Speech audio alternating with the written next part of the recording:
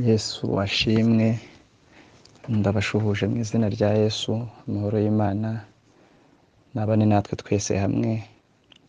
Hanyuma muraza kunyihanganira nkoreshe dikodi, kwandika birangoye ariko kandi ndajya nkoresha ubutumwa bugufiya kugira ngo tubashe kumvikana mu izina rya Yesu. Hanyuma Imana ibahe umugisha.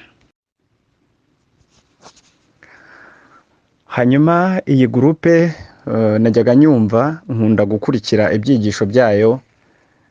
Maze iminsi aho ndi nkurikira ibyigisho byayo cyane, ariko ntabwo narinzi ko ari umuryango uri hamwe gutya kuri WhatsApp. Numvaga ko ari nk'umuryango w'abantu runaka bari ahantu, nkaba narabashije kumenyamo bakeya, ariko ntunguwe nuko nsanzemo n'abandi. Hanyuma rero nshimiye Imana ko ndi muzima, numva natoye imbaraga, mfite ishimwe rikomeye. Maze iminsi ndumva ukwezi kwenda kuzura ndi ku gisasiro ndwaye. No munsi nibwo numva nabashije kweguka, numva ntoye akabaraga, ntabwo karaza neza, ndacyarwaye ariko ndacyari mu buriri, ariko ndashimira Imana ko numva nabashije kwicara, nabashije kuva mu cyumba kimwe nkajya ahandi. Ndashimira Imana kuko maze iminsi ndembejwe n'umubiri, ariko nshimiye Data wa twese mwiza ko yampaye nanone kandi icyizere cyo kongera kweguka. Imana ishimwe mu izina rya Yesu. Hanyuma sinzi rero noneho nimba twiteguye kugira ngo tuganire ijambo ry'Imana mu minota rwose itari myinshi, mu mwanya mutoya. Imana ibahe umugisha mu izina rya Yesu, amen. Imana ishimwe, bampaye karibu, ndabashimiye kandi Imana ibahe umugisha mu izina rya Yesu. Hanyuma munyemerere tuganire umwanya mutoya, tuganire ku magambo atari buze rwose kuba maremare. Turebere hamwe ijambo ry'Imana riri mu rwandiko Pawulo yandikiye Abaroma, ni ibice 12 ku murongo wa 2. Dusome uwo murongo mu izina rya Yesu. Ni urwandiko Pawulo yandikiye Abaroma, ibice 12 ku murongo wa 2. Reka dusomire ijambo turiganireho. Imana uko iza kudushoboza, turaza kugira n'indi mirongo twongeraho tutayisomye cyangwa se tutayanditse. Imana ibahe umugisha mu izina rya Yesu. Reka dusome urwandiko Pawulo yandikiye Abaroma, ibice 12 ku murongo wa 2. Haranditse ngo, kandi ntimwishushanye n'ab'iki gihe, ahubwo muhinduke rwose mugize imitima mishya, kugira ngo mumenye neza iby'Imana ishaka, ari byo byiza bishimwa kandi bitunganye rwose, amen. Reka dusubiremo uwo murongo.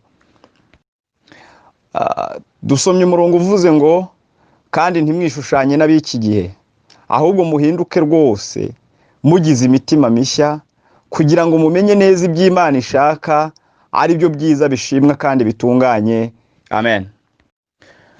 Hanyuma turaza kwifashisha n'undi murongo uri mu gitabo cy'umuhanuzi Yeremiya 25:5. Mu magambo dusomye yo mu Baroma dusanzemo ijambo rivuga ngo muhinduke rwose. Hanyuma icyo gitabo kindi mvuze cyo turaza gusangamo ijambo rivuga ngo nimuhindukire, ariko ntabwo nashatse kuhinjira cyane kugira ngo ntaza kubatwara umwanya munini cyane, ko nkiri umushyitsi aribwo nkihagera, ntaramenya umwanya nshobora kubafata kugira ngo ntaza kubacumuza kandi nkiri umushyitsi. Hanyuma reka rero tuganire kuri aya magambo nahaye umutwe uvuga ngo intambwe z'ingenzi ebyiri muri uru rugendo rw'agakiza. Muri iyi nzira cyangwa se muri uru rugendo turimo, harimo intambwe. Ni urugendo. Kuba ari urugendo bivuze ko harimo intambwe dutera. Rero intambwe ziterwamo ni nyinshi cyane cyane cyane, ariko nashatse kuvugamo ebyiri z'ingenzi. Nashatse kuvuga kuri aya magambo abiri. Ijambo dusomye rivuze ngo muhinduke rwose mugize umutima mushya, n'irindi riri muri Yeremiya 25:5 havuga ngo guhindukira. Tugiye kurebera hamwe aya magambo, guhinduka no guhindukira. Imana ibahe umugisha. Hanyuma ndabakunze cyane, uru rubuga ndabakunze, ni ukuri. Ndabona uko najyaga mbumva nuko najyaga numva ibyigisho byanyu, ndabona muhari kandi rwose Imana ibahe umugisha. N'uyu muvandimwe uhise ushyiraho n'umurongo nawe, Imana imuhe umugisha mu izina rya Yesu. Hanyuma tugiye kuganira kuri aya magambo, intambwe ebyiri tugiye kuganiraho, harimo guhinduka no guhindukira. Ubundi iyo tuvuze guhindukira, reka mbariho mpera. Hariya twanavuze muri Yeremiya ntasomye 25:5, usangamo ubuhanuzi bwa Yeremiya arimo ahanurira Abayuda, asa nk'ubateguza imyaka 70 bazamara mu bunyage cyangwa se bazamara mu cyo nakwitwa kubaho batifitiye uburenganzira bw'ubuzima kandi bariho umuntu akaba ariho ariko atifitiye uburenganzira. Hanyuma usanga ariho yababwira iriya jambo bavuga ngo nimuhindukire mukureho imirimo yanyu mibi cyangwa se mukureho ingeso zanyu mbi. Ariko aho ngaho siho nashatse gutinda cyane, nashatse kuza gutinda muri uru rwandiko dusomye rw'Abaroma, kandi Pawulo yandikiye Abaroma. Hanyuma iyo tuvuze guhindukira twumva ko ari uguhindura icyerekezo. Guhindukira ni uguhindura icyerekezo, ntabwo ari ugukebuka. Biratandukanye, ntabwo ari ugukebuka kuko hari igihe uhamagara umuntu agakebukisha umutwe gusa ntahindukire, agakebuka ariko ntahindukire wese. Ariko hakaba n'umuntu uhita uhindura icyerekezo, noneho agahita ahindura, niba yarebaga hirya agahita areba hino, urumva bijya gutandukanamo. Hanyuma Imana ibaha umugisha cyane, nabakunze. Hari abantu hano barimo bagenda banyorohereza bahita bashyiraho imirongo. Imana ibaha umugisha mu izina rya Yesu. Hanyuma turimo rero turarebera hamwe intambwe ebyiri z'ingenzi. Nidukomeza kuganira turaza gusanga hari intambwe imwe dutera muri rusange, ariko indi ntambwe ikurikiraho ikunda kugora abantu benshi, ndetse ni gake cyane uzahura n'abantu ugasanga iyi ntambwe bamaze kuyigeraho. Buri gukizwa kuba muri ibi bintu ni urugendo runini rusaba guhinduka umunsi ku munsi, rusaba guhora umuntu akizwa umunsi ku munsi. Hanyuma nk'uko nabivuze hejuru, iyo tuvuze guhindukira ni uguhindura icyerekezo, ni uguhindura uburyo, ntabwo ari ugukebuka. Kuko iyo uhindukiye bivuze ngo ahari imbere habaye inyuma, ahari inyuma habaye imbere, donc hari uburyo uhindukiyemo. Rero abakristo benshi twagiye duhamagarwa mu buryo butandukanye. Mbibutse ko kugira ngo umuntu ahindukire habamo ibintu byinshi. D'abord kugira ngo uhindukire nuko wumvise, nuko wumvise. Kumva, ntago wapfa guhindukira nta kintu wumvise. Icyo ni kimwe. Ushobora kumva ijwi, ushobora kumva umuntu aguhamagara, ushobora kumva akabuye kakuguye inyuma ugakebuka ngo uhindukire urebe ikintu kibaye. Icyo ni kimwe. Ikindi habamo kumvira, kuko cya kintu ushobora kucyumva ariko ntucyumvire. Umuntu ashobora kuguhamagara gusifuye ukanga gukebuka, uvuga uti ibyo ngibyo ni inyandagazi, n'agasuzuguro, ukanga gukebuka ariko wumvise. Rero kugira ngo umuntu ahindukire muri iyi nzira y'agakiza habamo kumva. D'abord wamara kumva wumvise ijwi wumvise, ushobora kuba wararyumvise ari Imana iri kubwira ubwayo, cyangwa se ushobora kuba warumvise ijwi ari umuntu ugusanze ariko ari Imana yamunyuzemo, ukumva. Warangiza kumva ukumvira, then ugahindukira. Ubwo ni uburyo bumwe.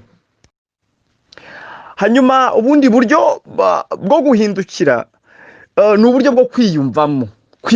Ushobora kwiyumvamo nta jwi wumvise, nta n'umuntu waguhamagaye, yewe ntibinahuye n'inzozi warose ejo cyangwa ejo bundi, ariko ukiyumvamo guhindukira. Ukumva ubyiyumvisemo, kumva icyerekezo mu nyumvi, kumva icyerekezo urimo urashaka kugihindura, kandi nta jwi wumvise, nta n'ikintu na kimwe wumvise. Rero ubu buryo nabwo bubaho kuko hari abantu benshi twaje mu rusengero. Hari umuntu mperutse kumva ubutumwa bwe, kandi ni umuntu ukomeye, ni umuvugizi w'itorero rimwe iwacu mu Rwanda aho nkomoka. Bamubaza ikibazo ngo wakijijwe, iri torero warijemo ute, warihisemo ute? Arababwira ngo iri torero sinarihisemo, narijemo ntazi, nabayemo umwaka ntazi no gutandukanya ibyo ndiho nsenga n'ibindi. Ubu ni umuvugizi w'itorero, yiyumvisemo, yaganirijwe n'umuntu abyiyumvamo, arahindukira abyiyumvamo. Rero guhindukira ushobora no kubyumva n'abandi abantu bakajya bakubwira ati ariko biriya bintu turimo. Yewe mpindukira, nahindukiye nkurikiye umuntu yarambwiye ati hano ruguru haba umuziki kandi mbona ukunda kubyina umuziki, ati kandi hano hari itorero ryitwa ADEPR barabyina bien. Nazamutse ari umuziki unzanye. Mu yandi magambo narahindukiye, mva mu byo nari ndimo icyo gihe, ndahindukira ndaza. Ariko kuba naraje nkagera mu rusengero, nari mpindukiye, hari ibyo mvuyemo. Ariko kugera mu rusengero sasa, iyo ntambwe imwe irarangiye, hari ikintu kigiye gukurikiraho. Ikintu kigiye gukurikiraho ni igiki rero? Ni uguhinduka. Kuko ndahindukiye, numvise ubutumwa, ndahindukiye mbyiyumvisemo, ndahindukiye ndaje. kandi guhindukira kuba ari ukugira ngo amaso y'Imana akurebe neza. Imana ishimwe. doko guhindukira kuba ari uguhereza ikiganza Uwiteka kugira ngo mugendane. Iyo mwamaze kumuhereza ikiganza rero mu mugendane, noneho hari igihe umuntu agenda yitsitaza yanga kugenda, hari igihe umuntu agenda bigura intege, niko tuvuga mu Kinyarwanda, hari igihe umuntu agenda yemera cyangwa yanga. Rero iyi ntambwe yitwa guhinduka niyo tugiye kuvuga. Iyi ngiyi yitwa guhindukira yo ni rusange. Ndagira ngo mbibutse ko umukristo wese uzabona mu rusengero, yaba akijwe neza yaba adakijwe, yaba abeshya yaba atabeshya, aba yarahindukiye, kuko hari ibintu aba yaravuyemo, aba yaretse, aba adashobora gukora ku mugaragaro. Abakristo, kugira ngo uzabone umukristo wibye, wishe, waroze ku mugaragaro biragoye. N'abarozi baroganaga aba yarabataye, yarabasize, ariko icyo ngicyo ni kimwe. Noneho guhinduka akageza ku rwego rwo kugira wa mutima wari uri muri Kristo Yesu. Imana ishimwe. Hanyuma reka nse nkugarukira aho ngaho gatoya. Mu guhindukira harimo ibintu byinshi. Twifashishije rya jambo twasanze muri Yeremiya 25:5, aho Yeremiya yabwiraga Abayuda ngo nimuhindukire, mureke ingeso zanyu mbi, kugira ngo muzabone uko muzarya, muzaramira, muzabone ibyiza byo muri cya gihugu Uwiteka yasezeranije ba sogokuruza. Foromire yo kugira ngo bazabibone nta yindi, kwari uguhindukira. Rero uyu munsi hari ibyiza tubona byo mu rusengero. Reka mbabwire, ubundi ntabwo muri no minsi abantu turimo dushobora gutandukanya. Cyakoze ngize amahirwe hano, iyo groupe ndayizi, nyifite mu mateka kirimo abahanga benshi, azadutandukanyirize amahirwe, imigisha n'ibindi. Ntago abantu turimo dushobora gutandukanya imigisha ndetse n'amahirwe. Twese turabihabwa, ibintu by'amahirwe twese turabihabwa turi mu nzu y'Imana kuko twahindukiye. Ariko ikintu cyitwa umugisha n'amahoro ni iry'Imana yasezeranije abantu bayikunda. Iyo dusomye mu gitabo cya Yakobo 1:12 haravuga ngo hahirwa umuntu wihanganira ibimugerageza, kuko namara kwemerwa azahabwa ikamba ry'ubugingo. Umva umurongo urengaho ukumva ngo ni iry'Imana yasezeranije abantu bayikunda. Ntago ari iry'Imana yasezeranije abantu bazi kuririmba no kubwiriza, oya, ni iry'Imana yasezeranije abantu bayikunda by'ukuri, bayifite kandi bafite inzira z'igisiyoni mu mitima yabo. Imana ishimwe. Hanyuma nkorotira kuri iri jambo rya mbere nkinjira ku rya kabiri ntihita nanasoza. Usanga ikibazo dufite muri no misi, abantu benshi twateye intambwe yo guhindukira duhita duhagarara. Umuntu agahita bana, agahita ahagarara. Niryo rya jambo rivuga ngo mwaheze mu muryango mubuza abasohoka n'abinjira. Umuntu yarahindukiye araza, ariko ageze mu muryango ahita bana, arahagarara. Muze kunsengera, nkoresheje imbaraga nyinshi, nkirwaye, ndumva ntangiye kwangirika, ariko Imana ishoboze. Hanyuma abantu benshi barahindukiye, ariko tugeze mu muryango turabana, turahagarara. Niyo mpamvu ubona hari ibintu umuntu akora ukibaza, uyu muntu hari akantu maze iminsi mbwira abantu. Muri no minsi dufite ikibazo, ibintu ubona, ubundi ibintu by'Imana, ibintu bya Yesu ntabwo bijya bitakaza umwimerere, bihora originalite yabyo ihoraho. Ariko twe abantu tugenda tubipirata gake gake. Maze iminsi mbwira abantu, niyo tuza kugira nk'amahirwe hakabaho nka porogaramu, simbizi muraza kumbabarira, iyo haza kubaho nka gahunda cyangwa se porogaramu, simbizi ukuntu nabivuga, gusenga, kwinjira mu rusengero bikaba nka university, bikaba nka kaminuza, hakaba harabanje kubaho icyiciro rusange cyangwa se segonderi ku muryango hariya, mbere y'uko umuntu yinjira mu rusengero gukizwa akabanza akigishwa. Mu mbabarire, mbere y'uko ajya mu nyigisho z'umubatizo akabanza kuba yarize cya kindi cyiciro, bakamwigisha kugira indangagaciro, umuco, kirazira, bakamwigisha kuba imfura n'inyangamugayo. Reka mbabwire, nubwo waba umukristo ukagera ku rwego rusenga amasengesho y'iminsi 40 udataye, ariko utari imfura, utari inyangamugayo, nta bumuntu ugira, ni ukuri uba ufite ikibazo, uba ufite sheke mu bukristo. Ntago ngiye kuvuga ngo nta bugingo uba ufite, aho ngaho sinjya mpingiraho gutanga ubugingo, ariko uba ufite sheke mu buzima bwawe, uba ufite sheke mu buzima bwa gikristo. Rero ahangaha dufite ikibazo cy'uko abantu benshi, ntago ndiho mvuga ngo bose, kuko haracyari ibihumbi 7 bitarapfukamira Bayali. Abantu benshi twarahindukiye, ariko duhindukiye, hari umuntu uherutse kwigisha ijambo riramfasha, yaravuze ngo kiriya gitero kivuga ngo amazi n'amaraso, Imana ishimwe, aleluya, ngo byo mu rubavu rwa Yesu, yavuze ngo binkiza uburyo bwombi. Yasobanuye iri jambo, ndavuga nti ndafashijwe munyamuntu. Yarasobanuye aravuga ngo uburirimbyi, ngo yashatse kuvuga ngo iyo umuntu abatijwe, amazi ngo amwoza ibyaha, amazi ngo aramuhanagura, amazi ngo aramuhumanura n'imbere, ngo n'imbere nyine na jado w'imbere ngo aramuhumanura. Ariko ngo amaraso ngo amazi ngo hari ibyumba yinjiramo, ndetse rimwe na rimwe burya ngo ni n'ikimenyetso cy'inyuma, ngo kubera ko abantu batangira kuvuga bati wawu arakijijwe, bora ntazongera kwiba, ntazongera gusambana. Ibyo ngibyo ngo ni ibyo abantu babona by'inyuma bitewe n'uko bakubonye mu mazi. Avuga ikindi kintu cya kabiri noneho ngo amaraso umumaro wayo, haleluya, Imana ishimwe, ngo umumaro w'amaraso noneho ngo arinjira, ngo agacengera mu mutima, ngo akagenda asohoramo ngo na bya bindi byihishemo indani, ngo akagenda asohora avuga ati washyare we vamo, warwango we vamo, wa mugome we vamo, wakiwe vamo. ngo ugasanga umuntu turaza kwifashisha cyane kivuga ngo iyo umuntu ari muri Kristo Yesu ngo aba yahindutse ikintu cyaremwe, ng'ibya kera byose biba bishize. Imana ishimwe. Hanyuma rero dufite ikibazo ko hari n'undi muntu uherutse kubwiriza avuga ngo hari abantu bameze nk'abibye umubatizo, ngo nk'abibye amazi. Rero iyo umuntu adafite indangagaciro, adafite kirazira, adafite ubumuntu, adafite ubupfura, adafite ubunyangamugayo, n'ubundi uhora usanga nta mpinduka mu bukristo. Niyo mpamvu mubona dusigaye duhangana. Ngewe ndi kuri tere, nimba hari abantu barimo hano ku rubuga turi kumwe bo barabizi, twe turi kuri tere barwaniye mu nsengero, bararwana ku mugaragaro, umwe akajya gutanga amatangazo undi agahaguruka.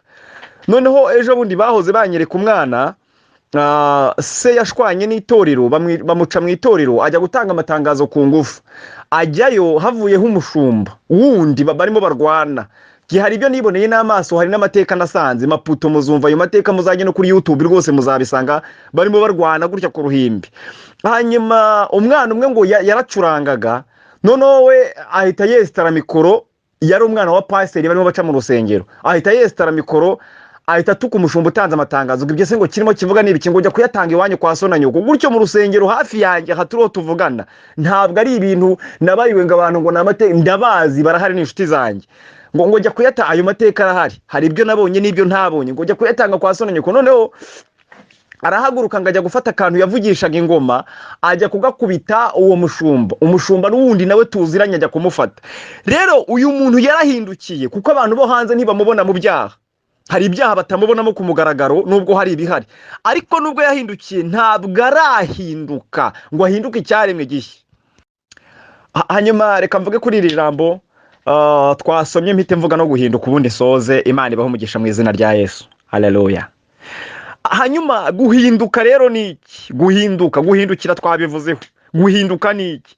Guhinduka ni ugutakaza. Guhinduka, reka ntangeho urugero. Hari umuntu umwe wambwiye ngo jado, ngo buriya guhinduka neza rero, nayo nakibwirije hano iki cyigisha, asanga mu gikara ati buriya guhinduka neza rero ati ni ukunukirwa n'inzoga, kandi mu minsi yashize zaraguhumuriraga.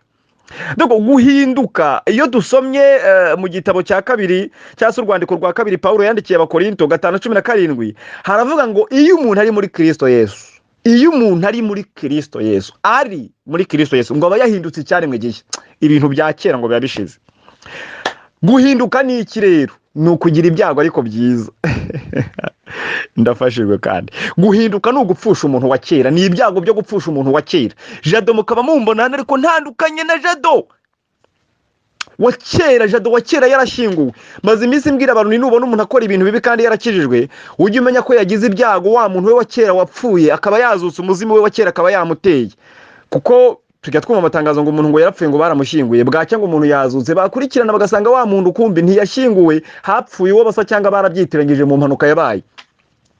Rero ne wa muntu akajya mu mazi, tukavuga ngo yarabatijwe, ejo ukumva ngo yasamaye, ejo ukumva ngo yibye, kumbi umuntu wa kera bagiye kumushyingura ku musaraba ngo apfane na Yesu azukane nawe, aratoroka. Ariko Mana ndafashijwe kandi, ariko turashimira yera. Hanyuma rero guhinduka ni iki? Guhinduka ni ukugira ibyago ugapfusha Jado wa kera, ariko ni ibyago byiza agapfa. Iyo umuntu ari muri Kristo Yesu aba yahindutse icyaremwe gishya.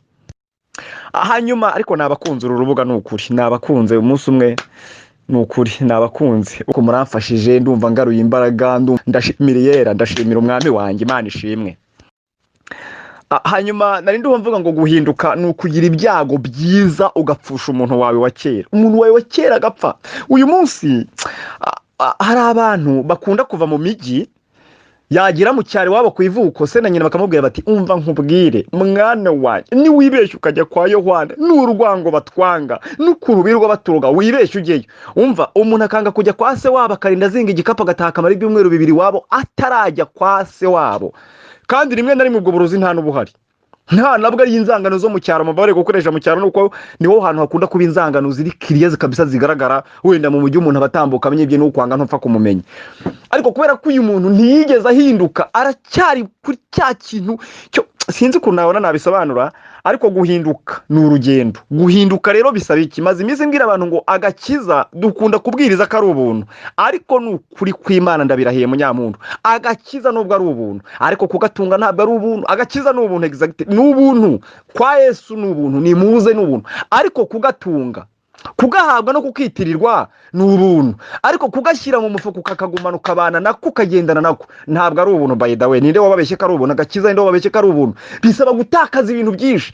Pawulo yaravuze ngo ibyarinda muyange nabitekereje nk'igihombo. Hari ibintu yafashe nk'amaze ngo ibintu by'isi yo bimubonye uno munsi bimubona ngo nk'ubambwe nawe akabibona nk'ubambwe.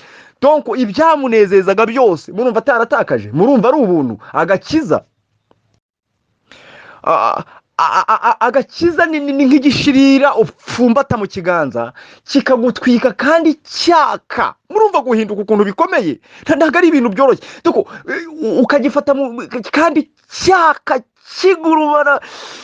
Rero iyo udashatse nyine ko bikuryohera uhita uzana amazi ukagihoza ngo udashya, ariko agakiza gakomeye karemereye nk'igishirira uvanye mu ziko ukagipfumbata kikazazimywa n'ikirero, ari uko umubiri ushizeho kikagira mu maraso, amaraso akaba ari yakizimye.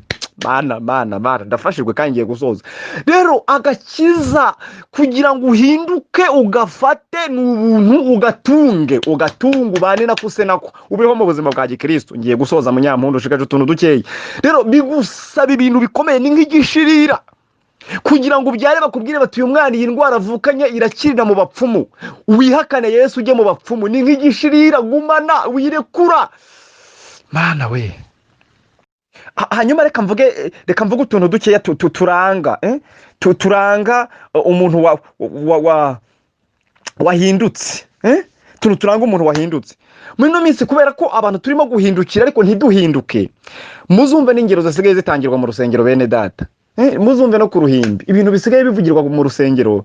Ubu ntago abantu tukigisha ijambo ry'Imana, ahubwo tusigaye twigisha amagambo, dusigaye twigisha amarangamutima. Umuntu asigaye abwiriza bitewe nuko yaraye. Muri no minsi ndiho ndabwira abantu ntago ndiho mfashwa n'umwigisha w'amarangamutima, umwigisha umbwiriza situation arimo, umwigisha uza yababaye agahita ambwiriza ku mibabaro. Sinirengagije ko umuntu ahinduka bitewe nuko yahindukiye. Akareka nkavugeho, iyo wumvise ijwi rikubwira ngo tinyama zawe zihiye, ubu ndababwira ntumva ngwino kwa Yesu ibyawe bite. Rero umuntu wese ahinduka bitewe nuko yahindukiye. Rero iyo ugize ibyago ugahindukira nabi, uhinduka nabi. Karumvikanye se Mana? Imana ibaho umugisha. Hanyuma reka nse nkugana ku musozo. Hari ibintu biranga umuntu wahindukiye, ukamureba ukavuga uti ibyo byose uyu muntu yarahindukiye. Mushobora kuvuga mutese aka gasore karimo kabwiriza ibi bintu karahindukiye ku rwego rwo kadasambana, katiba, kataroga, katica. Umva mbabwire, nemera mu myumvire yanjye, nemera neza ko umuntu wahindukiye hari ibyaha akora, ndetse dushaka tuvuga ngo byinshi, ariko umuntu wahindutse hari ibyaha adakora. Umuntu wahindutse ashobora kwihana ibicumuro, ariko umuntu wahindutse ni gake cyane yihana ibyaha. Hanyuma n'ingero zisigaye zitangirwa mu rusengero muri uno munsi ni iz'abantu bahindukiye ariko batarahinduka rwose. Umuntu umwe aherutse kutubwiriza, atubwira ukuntu ngo ugiye ngo hari abantu twasenganyaga Imana ngo yabateje intambwe, ngo ubu bari muri Amerika, ngo abandi ngo barariye, ngo nanjye ngo ubu ndiho ndashyiramo akabaraga. Ngo ndavuga ese Mana yanjye, ibi bintu bisigaye bibera mu rusengero, ibintu ubuhanuzi busigaye buhanura, ubu inzangano zabaye nyinshi zituruka mu buhanuzi. Umuntu araguhanura akakubwira ati bene so barakwanga guhera kuri so kugeza kuri nyoko, ati ubirinde. Ugasanga umuntu yageze mu rugo yabyimbye amatama, yageze nka ati Imana yambwiye ko ngomba kubirinda. Mfite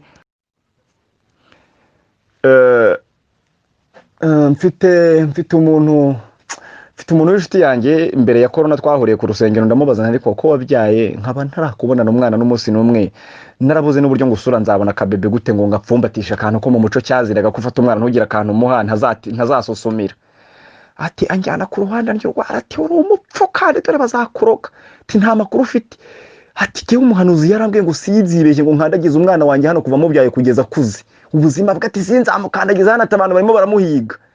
Ibyo bintu simbihakanye, birashoboka, ariko umwana arinda agira imyaka 10 nawe ataramuzana mu rusengero we, cyarambwiye ngo ntateze kumuzana vuba, ngazamuzana yigenza ngamuharoma ariko amubwira ngo ngucahure kahure. Ibi bintu murumva ukuntu bimeze?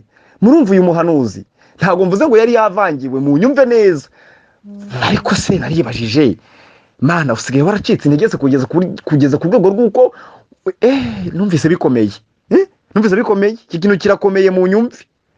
Hanyuma nigeze kugira umugisha njya mu iteraniro rimwe, ni menshi nagiyemo ngenda numva ibintu byinshi, ndababara, umutima wanjye urababara.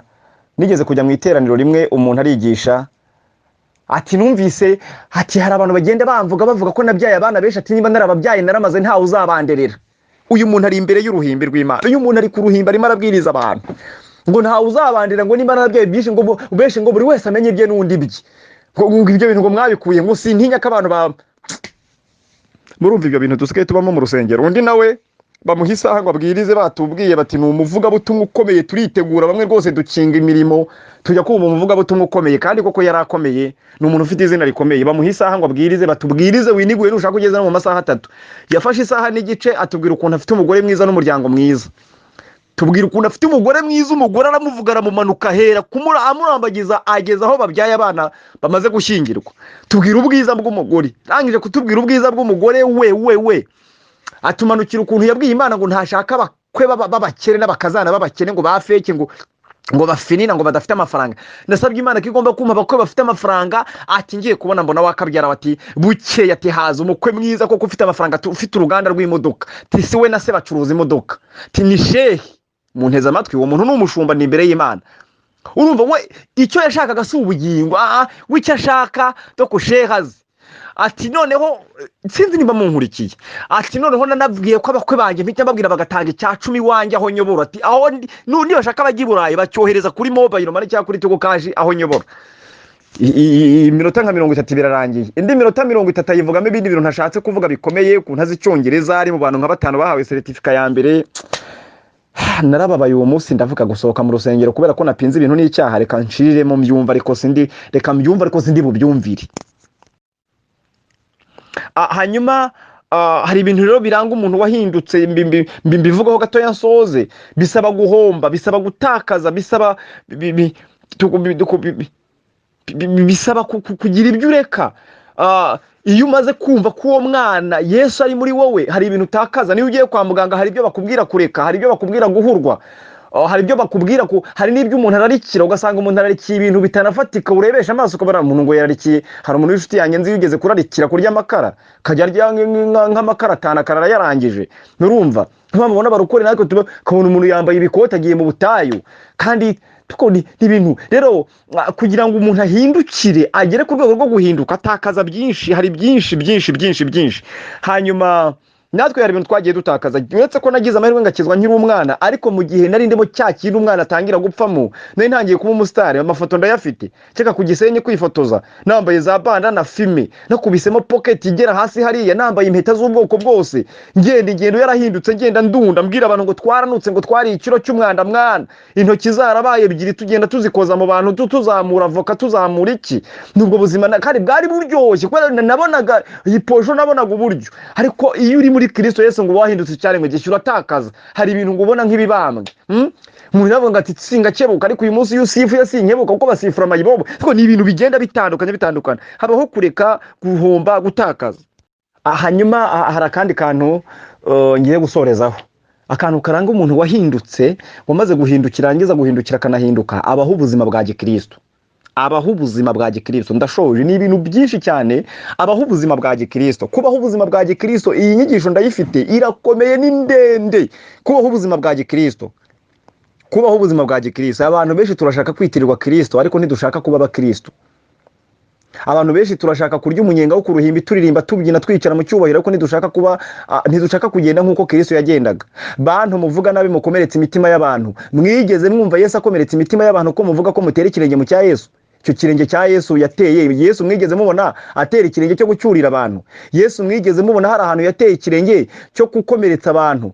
Yesu mwigeze nimba dushaka gukurikira Kristo, tubeho ubuzima bwa gikristo, tubeho ubuzima bw'ubupfura bw'ubunyangamugayo, kutabeshya, kutirarira. Uyu munsi abasore barajya gutereta, impamvu mubona amadivorce arimo aba menshi, muzakora ubushakashatsi usanga ingo nyinshi zarubakiye ku kinyoma. Umuntu ajya kurambagiza agatira akagenda yafunze. Nigeze gutereta umukobwa umunsi umwe, ndamubwira nti ndashaka ko dukundana. Mbona atangiye kureba neza kwa kundi bemera. Ndamubwira nti ariko mbere yuko wemera cyangwa ukanga, ndagira mbanze nkwibwire nduyu n'uyu nta kintu ndiho ikintu nibitseho ibintu bitatu. Ikintu cya mbere nibitseho ni Yesu, icya kabiri nibitseho ni amasengesho, kuko amasengesho na Yesu biratandukanye. Hari umuntu uba ufite Yesu ko nta dusengesho, hari umuntu uba ufite amasengesho nta Yesu, ari amasengesho y'ikigali. Nabwo nti nibitseho Yesu n'amasengesho. Icya kabiri nibitseho urukundo, ntifite keya nubwo ntigeze nzibona mu buzima, ariko ndazifite. Mbese ndazifite, nshobora kuziguha ukabyibuha, ariko ku kintu kirekeranye n'umufuka, mu mutima ndera no mu mufuka ndera. Buke yaza kumbwira tumva nkubwire ikintu kigiye gutuma nguha yego ni kimwe: uri umusore utirarira, ndagukunze kabisa. Rero iki kintu nkivugiye iki ntabwo nshatse kubasetsa, ntarwaye nacyo ngambire kwitanga urugero, nta n'ikibazo mfite, ahubwo nshatse kubabwira ngo kubaho ubuzima bwa gikristo gusa n'ibyo uvuga. Akandi kantu kanyuma nari nibagiwe, akandi kantu nsorezaho, iyo warahindukiye ukanahinduka, urarwana. Ndagasorezaho, Pawulo yaravuze ngo narwanye intambara nziza. Umuntu wahindukiye rero utarahinduka ntarwana, aba ari ingabo yatsinzwe yamanitse amaboko. Gusambana iyo bije ntabasha kwihangana.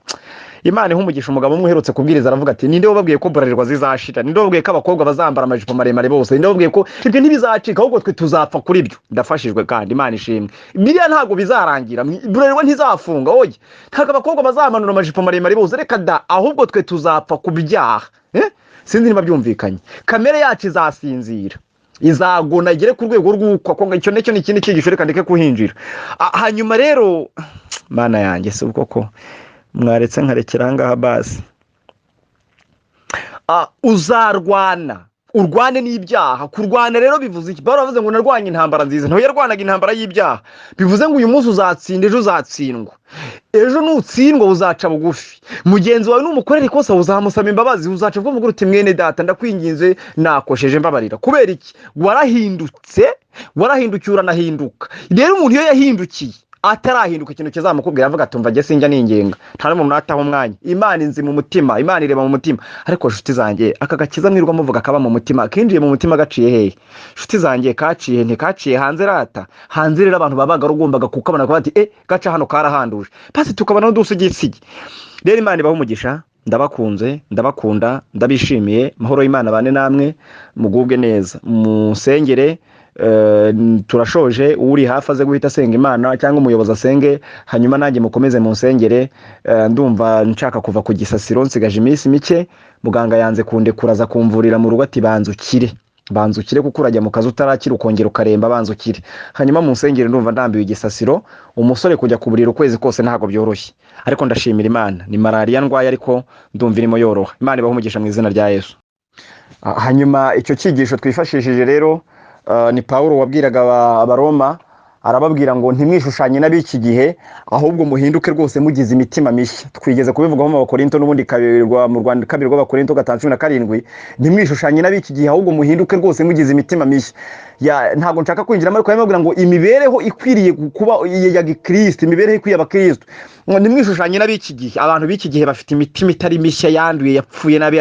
Ngo ntimwishushanye n'abiki gihe, ahubwo muhinduke rwose mugize imitima mishya.